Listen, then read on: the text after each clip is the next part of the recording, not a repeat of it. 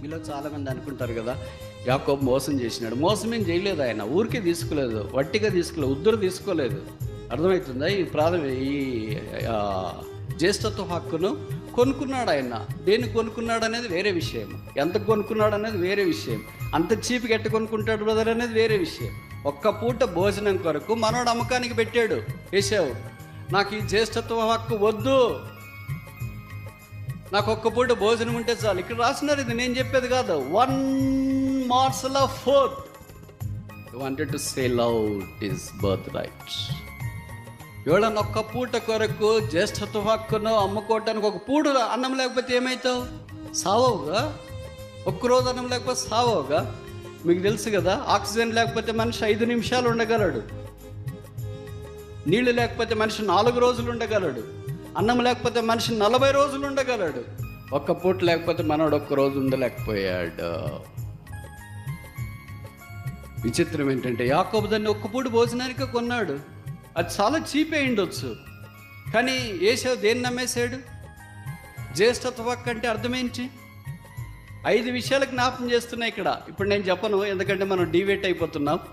5 విషయాలకు జ్ఞాపకం చేసుకున్నాను. దాంట్లోనే ఏంటంటే, ఆ జ్యేష్ఠుడైన యేసుక్రీస్తు ప్రభువు వారు నాకొద్దు, జ్యేష్ఠుల సంఘం నాకొద్దు, జ్యేష్ఠుల పునరుత్థానం వద్దు. I don't want anything that belongs to first right. నేనే చచ్చిపోయే పరిస్థితిలో ఉంటే నాకేసి ఎందుకు? నేనే చనిపోయే పరిస్థితిలో ఉంటే నాకు ఈ జ్యేష్ఠుల సంఘం ఎందుకు? నేనే చనిపోయే పరిస్థితిలో ఉంటే ఈ జ్యేష్ఠుల యొక్క పునరుత్థానం నాకెందుకు? I don't want this any longer. యాకోబు అనుకున్నాడు, నేను బతికినా చచ్చినా నాకు ఆ యేసు కావాలా, నాకు ఆ సంఘం కావాలా, నాకు ఆ పునరుత్థానం కావాలా. ఇది నేను చేసుకున్న భోజనమే, నాకు ఇష్టమైన భోజనమే, నేను వేరే వాళ్ళకి ఇవ్వడం నాకు కష్టమే. అయినా నువ్వు దాన్ని అమ్మేస్తున్నావు కనుక, ఎవడికో అమ్మే బదులు 3rd person 4th person 5th person అమ్మే బదులు నీ రక్తం పంచుకుని నాకే అమ్మొచ్చు కదా, నేనే తీసుకుంటాను కదా, నేనే ఇలాగైతాను కదా. ఆ దినాన్ని యేసు ఎవరు నమ్మాడో తెలుసా? యేసు నమ్మినాడు. యాకోబు ఎవరిని కొనుక్కున్నాడో తెలుసా? యేసును కొన్నాడు. అమ్మేవాళ్ళు భ్రష్టులైపోయారు, కొన్నవాళ్ళు భాగ్యవంతులయ్యారు. ఇది నేను చెప్పే మాటలు కాదు, బైబిల్లో రాయబడిన మాట. ఏసా వంటి భ్రష్టుడు ఎవరైనా మీలో ఉన్నాడేమో చూసుకోండి, ప్రొఫేన్ పర్సన్.